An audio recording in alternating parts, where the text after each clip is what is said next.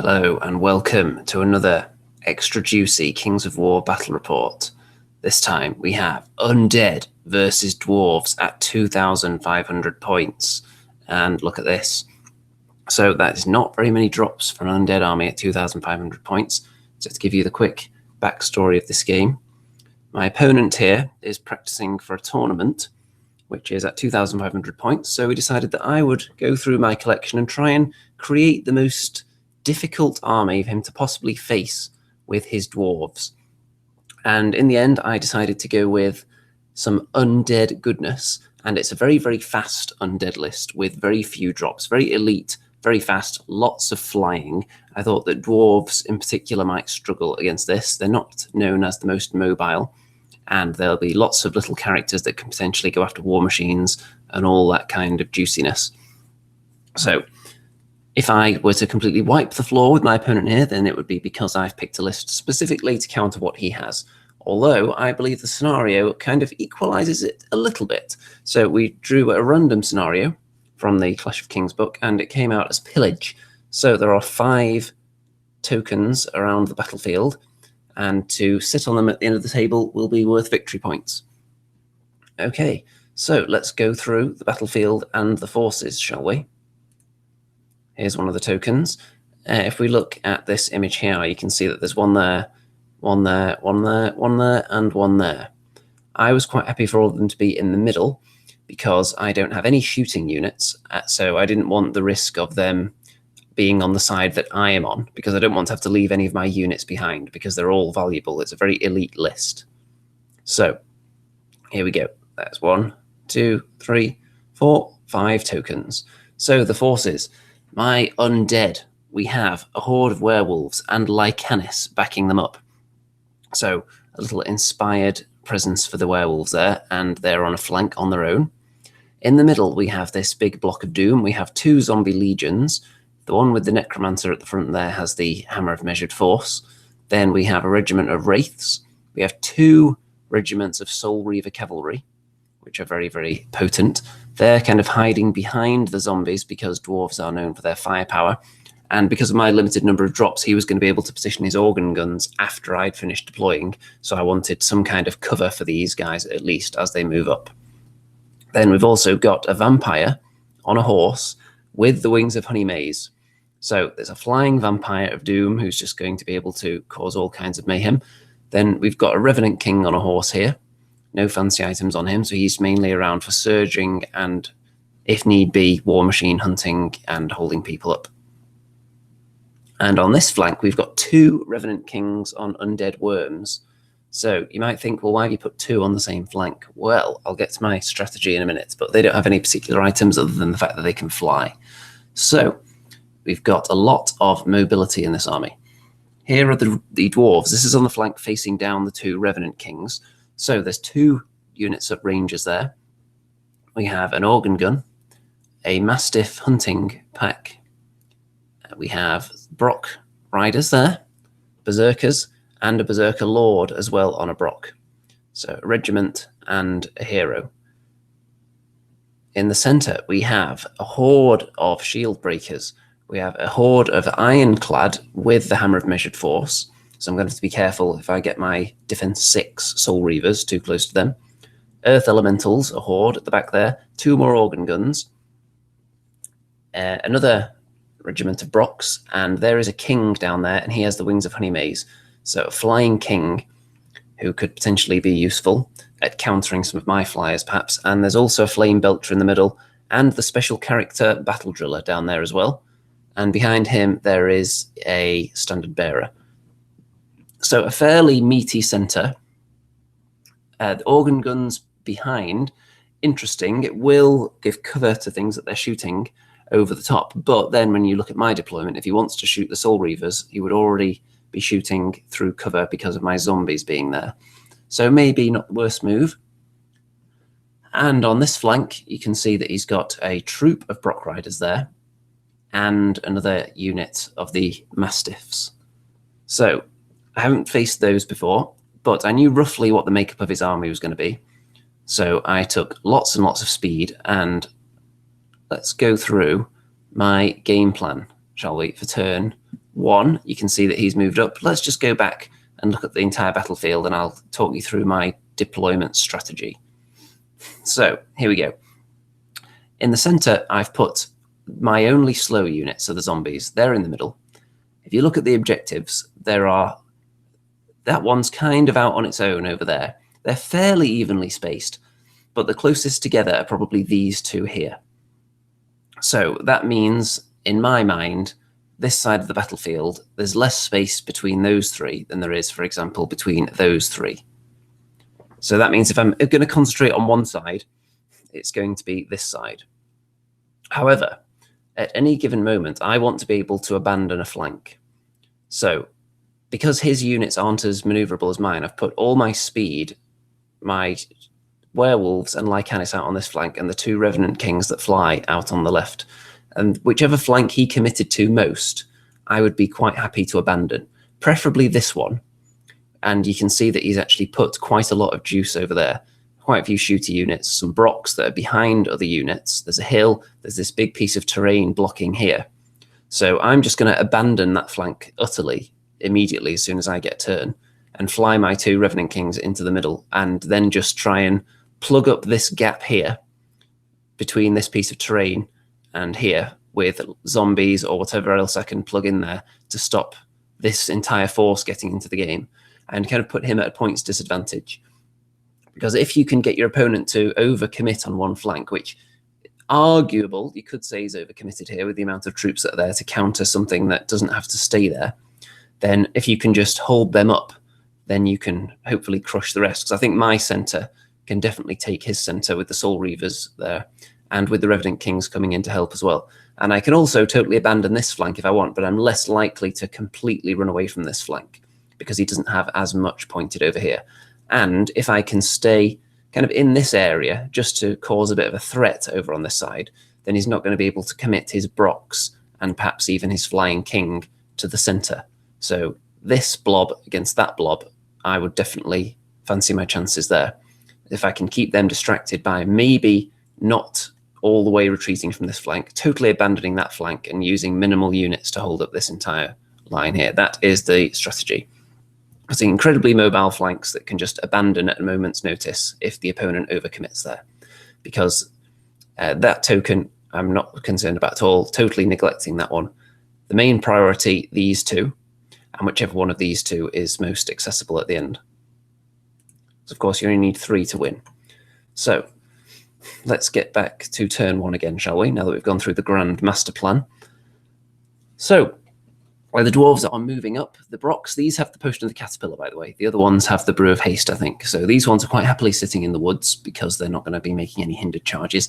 And the king who flies is hiding behind the house, so I can't charge him with anything. You can see these Brocks are using the Mastiffs as cover there to screen them, so I can't instantly charge them with werewolves, for instance. And over here, there's a bit of an advance as well. Now, I think I won the roll-off and made my opponent go first because most of his shooting was going to be out of range. The organ guns wouldn't be able to fire in turn 1. So I was quite happy for him to go first and lose out on a turn of shooting, potentially. You can see how that's positioned. So this guy can't be charged by anything. The werewolves may well be in range of the Mastiffs, but whether I'd want to do that is another matter, because then they would be countercharged by Brocks, and probably that king as well. So I'm probably not going to take that bait there. Over on this flank, he's advanced a bit as well with everything. The Rangers are going to be able to shoot, but the organ gun won't because that's moved up onto the hill. However, as you can see, these Brocks are kind of stuck in behind this lot now. So when I flee with my Revenant Kings, it's going to take them a little while to get back into the game, hopefully.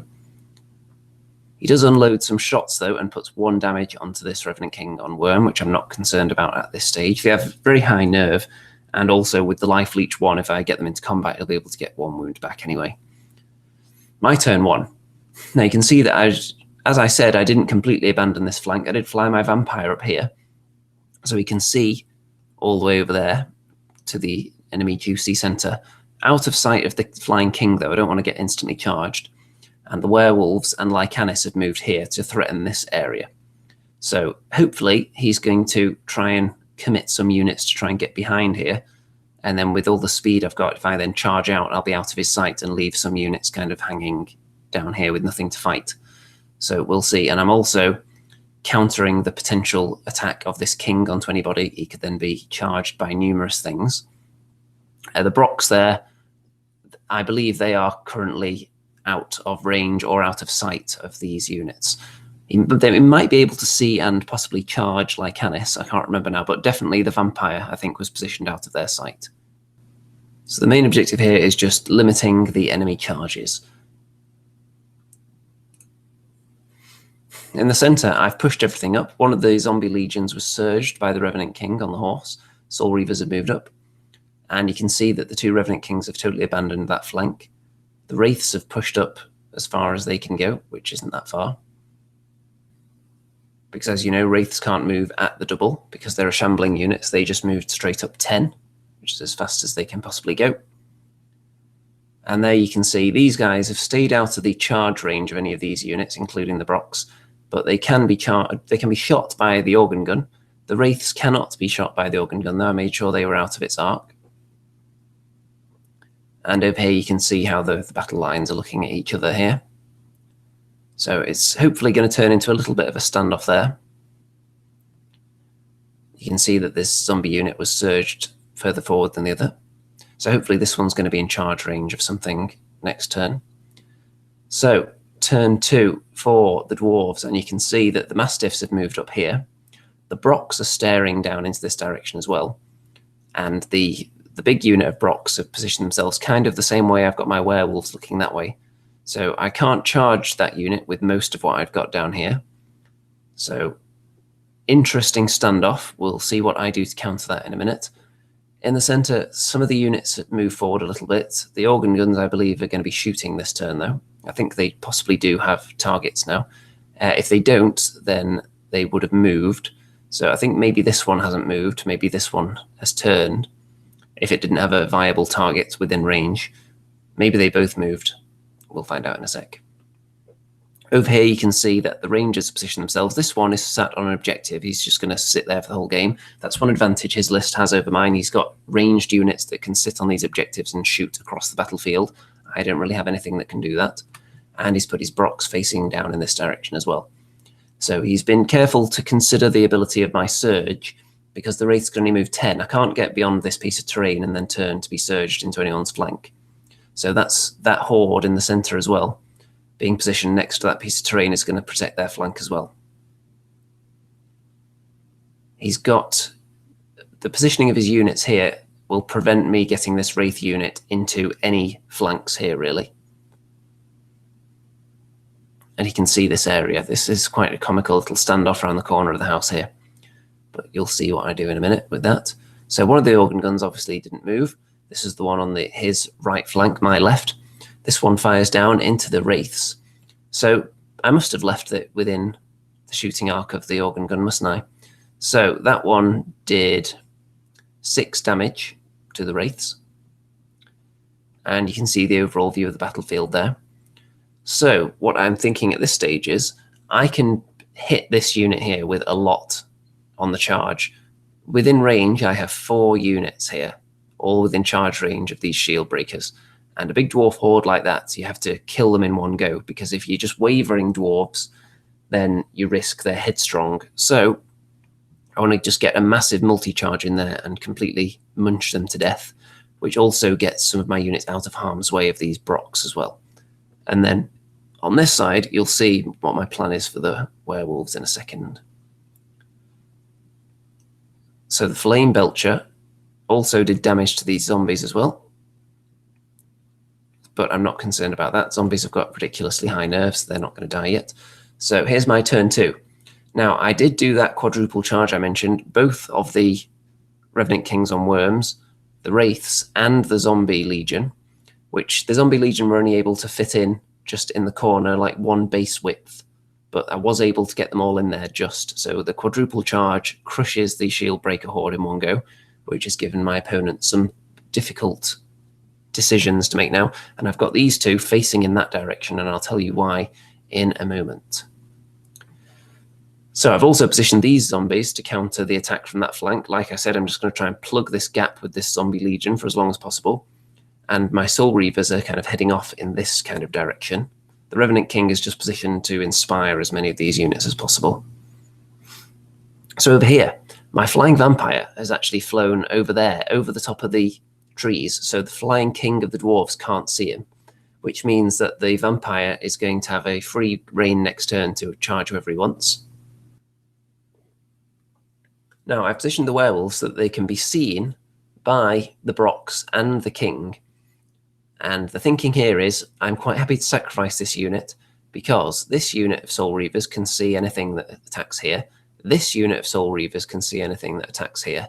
Lycanis is there, poised to go for the flank, and the Revenant Kings on Worms, at least one of them would be able to attack whoever is here. Possibly in the flank if they don't kill the werewolves, in the front if they turn round to face, but if they do that, they'd be taking a rear charge from Lycanis. So if he takes the bait, I'm happy to lay down the lives of the werewolves to get a very deadly combo charge off into those Brox, because I'm not concerned about being flanked from this area here, because that unit is going to have its hands full with the zombies, for example.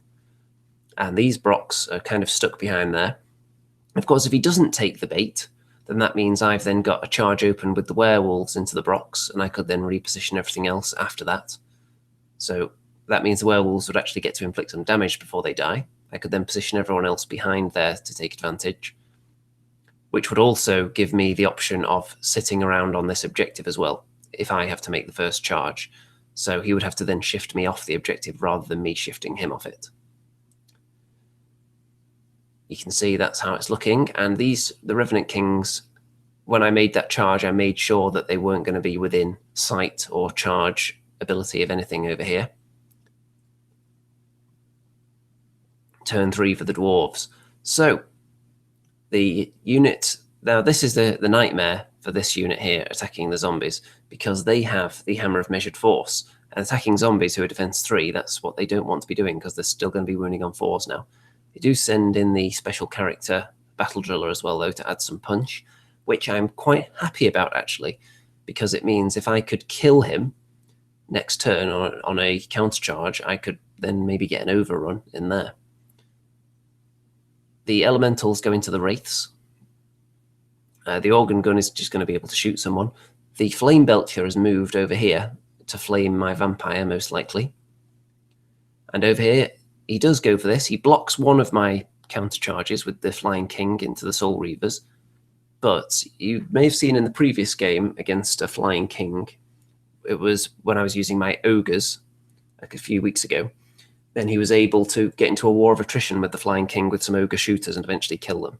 That's probably not going to work against Soul Reaver cavalry because they have Life Leech 2. So whenever they hit him back, they're likely to get 2 of their wounds back. So these guys would eventually win that war. But he's still holding them up, and he's most likely cheaper than them. So we'll see. He does, of course, take this. It's kind of bait, but it's also kind of the right thing for him to do as well. And that maybe that's the best kind of bait. If you can give your opponent a decision to make, where he's either got to do something that's going to end up really, really bad for him, or kind of bad for him, then I think that's a good move.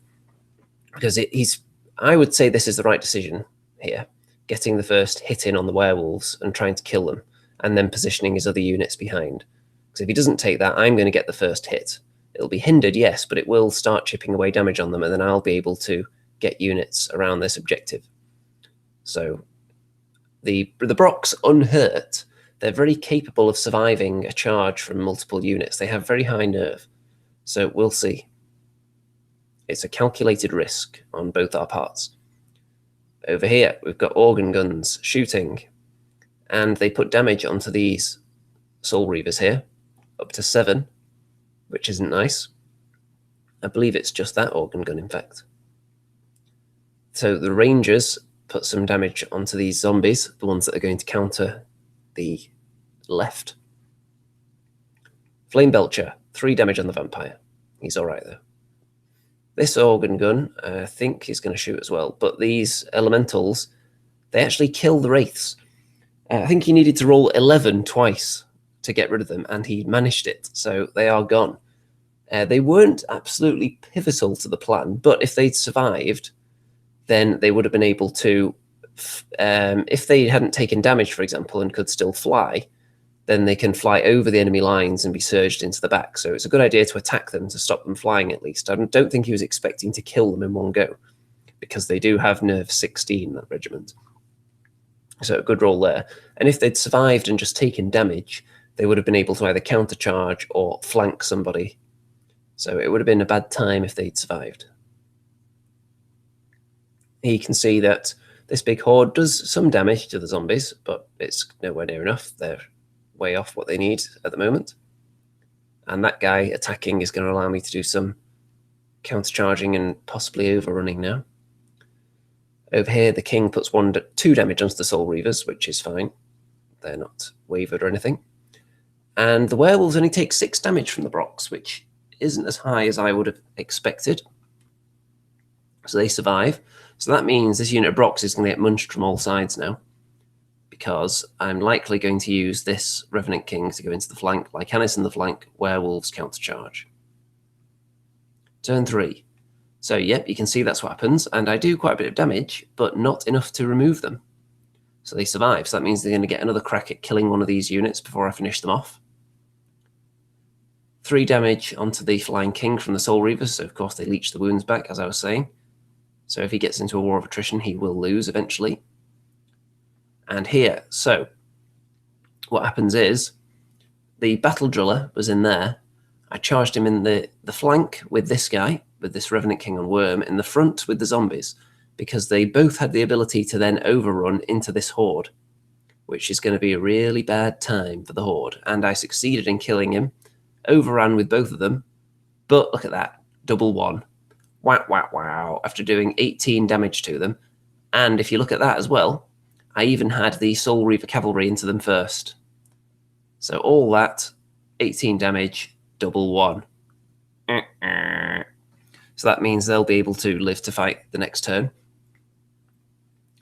My Vampire kills off an Organ Gun, which I prioritised taking out this turn, and the Revenant King wavered another one. He is not quite as good as the Vampire, of course. Over on this flank, the zombies are moving forward to kind of try and keep him away from my flank as much as possible. Because if he's going to take out these zombies, I want it to be further this way as much as possible. So I've got a bigger distance between my other units that are caught in a fight here and this area. There's how it's looking. So the battle plan is going pretty much as I anticipated. Abandoning this flank has left these units somewhat out of the game. I mean, if you think about it, combined, this entire block here has only done a small amount of damage to some wraiths, 2 damage on some zombies, and that's virtually it. This Organ Gun is turned to face that way now, so that can now start joining in the game. But this big, dangerous Brock unit has been tied up behind this lot. So, yeah, it's going pretty much to plan at the moment. Turn 4 for the Dwarves. So the Brocks countercharge the werewolves, trying to finish them off. This Brock troop goes into the woods. Now, they were behind the woods a minute ago, so when I double wand this unit, it meant that they could then not see this flank of the Soul Reavers. So if they'd been in the woods already, he could have then charged into the flank of the Soul Reavers after that unfortunate double one. So that's a lucky escape there. The Flying King abandons the other Soul Reaver War of Attrition and goes into the rear of these ones to help out and hopefully take them out in one fell swoop. The Elementals go into the flank of the Revenant King on Worm, who was stuck that way after the double one. And you can see the Flame Belcher has just positioned itself to shoot through these zombies. And over here, the Mastiffs and the Brock regiment double charge the zombies, which is kind of what I want. So he's unlikely to take them out in one hit, but it's possible. Flame Belcher puts these zombies up to 17 wounds now, which is not going to be enough to get rid of them.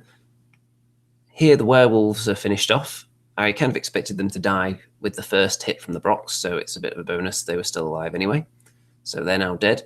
But that does mean he has to pick his poison here. He can't get himself in the front facing of both of these units.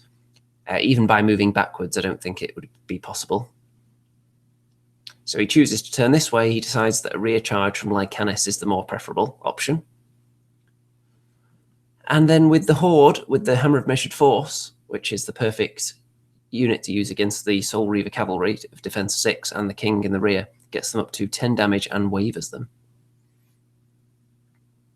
The Elementals put some more damage onto the Revenant King, but not enough, so he's still alive. And this unit of zombies, as I predicted, they don't die in one hit, but they actually came perilously close. Look at that, he's got them up to 20 damage and they're nerve 28, so just below what you would expect them to die from now. So they'll die next time they have to fight anything. So there's how it's looking, still holding them up there. And I've got other units I can use to block up this area to stop them getting involved in the game as well. For example, the Revenant King here on the horse. Turn 4 for the forces of the Undead. So Lycanis takes out what's left of the Brox over on this side with the rear charge. The Revenant King on Worm that was over there fighting them decides to fly over and attack these Mastiffs that are sitting on an objective. So we're getting closer to the end of the game now, so he wants to have this objective. So that's what I'm thinking at this stage. The Soul Reavers, the Soul Reaver Cavalry, charge into the Brox that were in the woods, so 5 damage on them. Probably have to kill them next turn.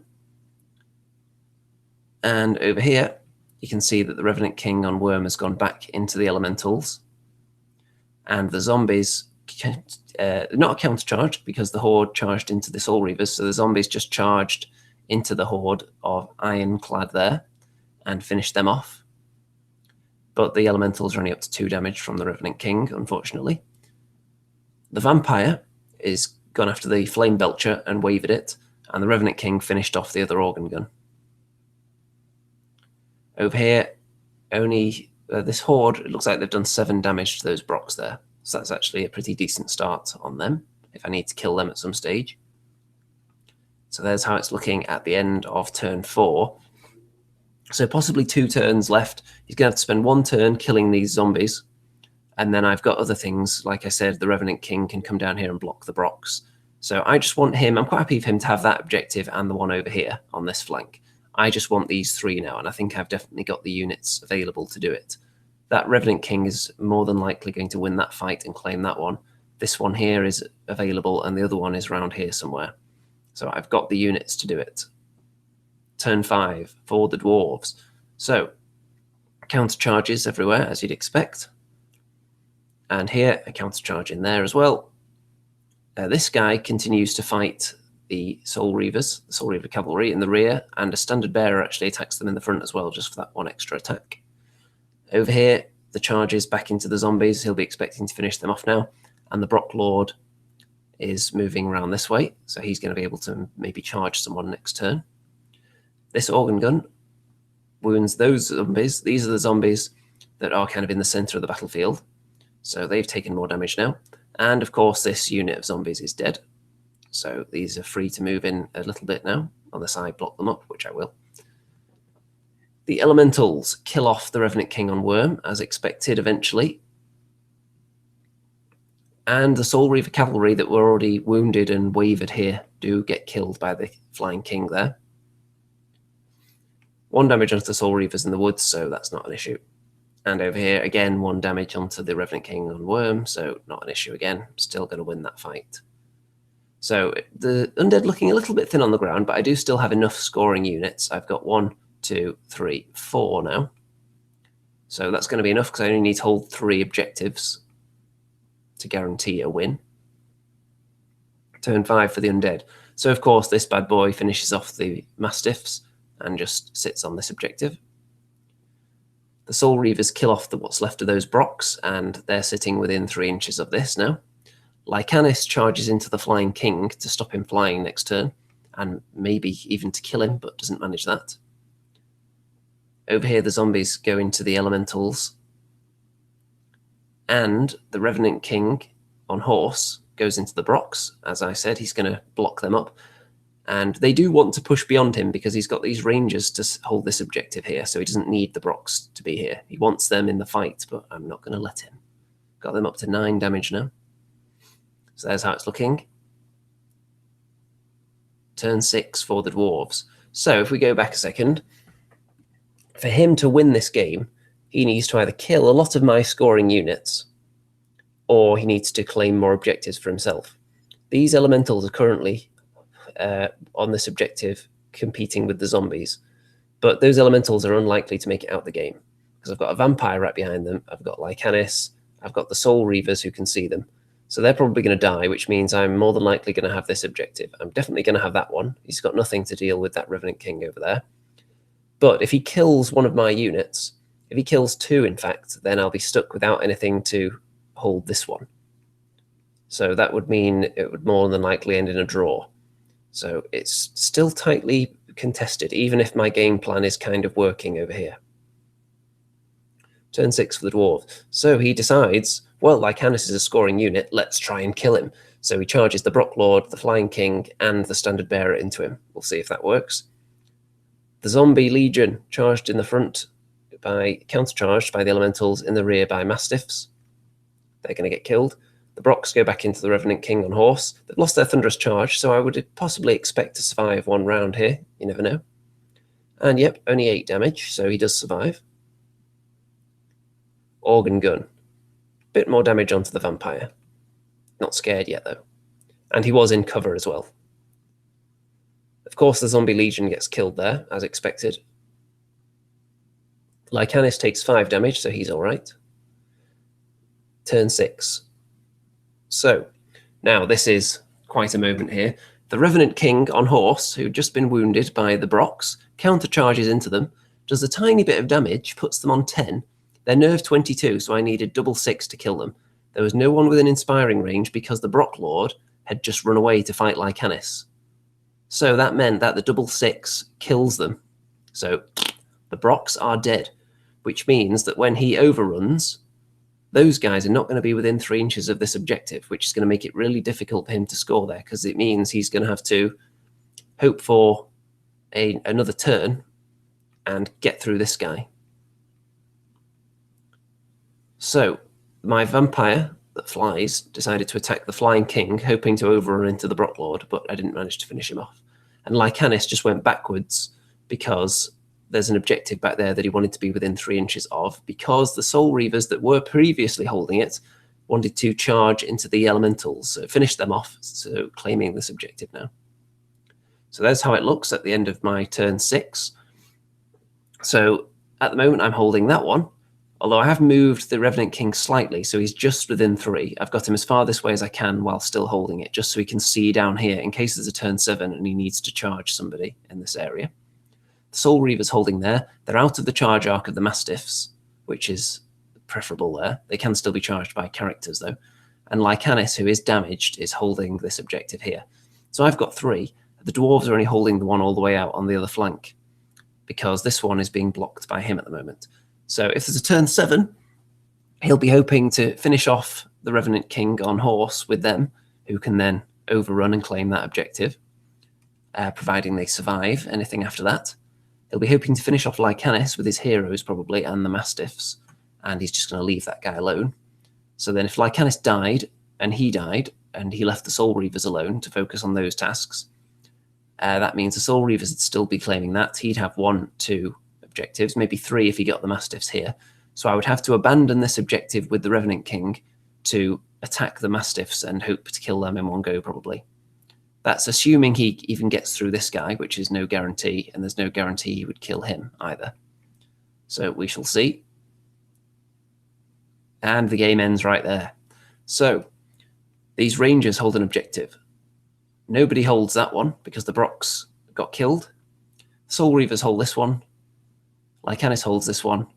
Revenant King on Worm holds that one. So there's the final picture of the game. There's how it looks. And I think the strategy worked out well. The list, of course, was designed specifically to counter roughly what he was going to bring, just as a good learning experience. And I think one thing you can take from that is, if your opponent only puts fast, redeployable units on the flank, don't over-deploy things there. If you're going to deploy on the flank, don't go right up to the edge. Be a little bit further in so you can maybe counter the flank, but not overcommit over there, because you are going to get units stuck and maybe put out of the game like they were here. Those Brocks spent so long just kind of walking behind their other units and only really got to fight the Zombie Legion that were there specifically to block them anyway. So even if those Brocks hadn't died from the double 6, the Undead still would have won 3 points to 2 there. So that didn't really swing the game. It would have done if we'd had a turn 7, because those guys are going to find it much tougher to crack the Revenant King than the Brocks would have done on another round. So victory for the Undead, not too unexpected, like I said, though, since it was designed to counter the enemy entirely. And hopefully it provided a good kind of worst case scenario experience when you just come up against a list that you feel like is the perfect counter to yours. If you've got an army that's quite slow with war machines, then you come up against this really fast army with flying units, flying individuals, big flying monsters, really fast cavalry, werewolves, all this kind of stuff. Then it's good to practice that kind of thing so you can get your game plan settled in your mind and figure out a deployment strategy. Because deployment is very important when you either are using speed or against speed. So if you're taking a really fast army, it's one thing definitely to consider, kind of a false flank deployment.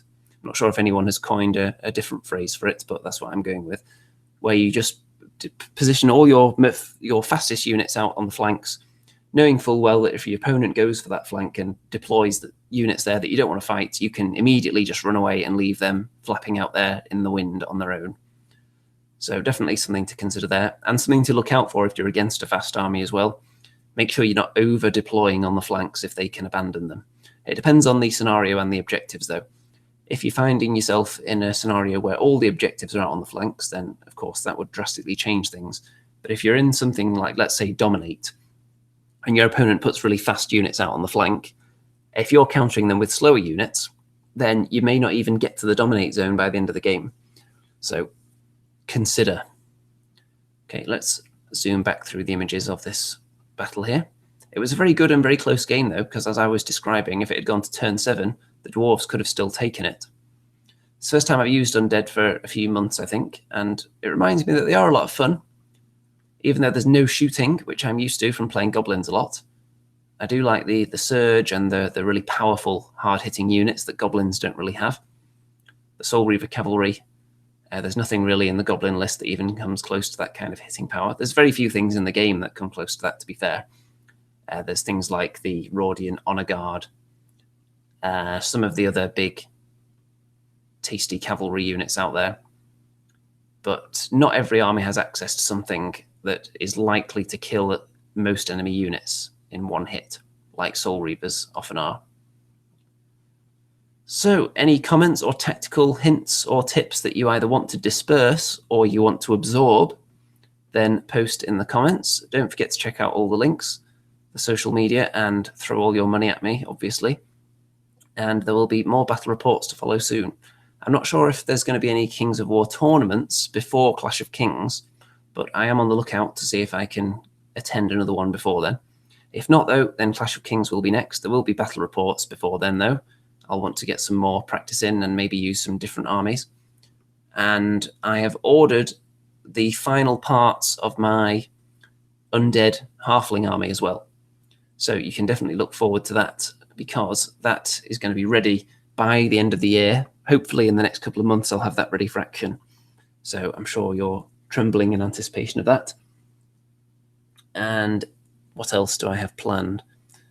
Well, there isn't a Kings of War tournament, but there is a Dead Zone tournament coming up in September. So you can look out for that as well. And there's going to be some Age of Sigmar content now that I've started getting back into the swing of that again in the new edition. So if you're that way inclined, you may also look forward to that as well. And with that, I think it's time to say good night out there, whatever you are.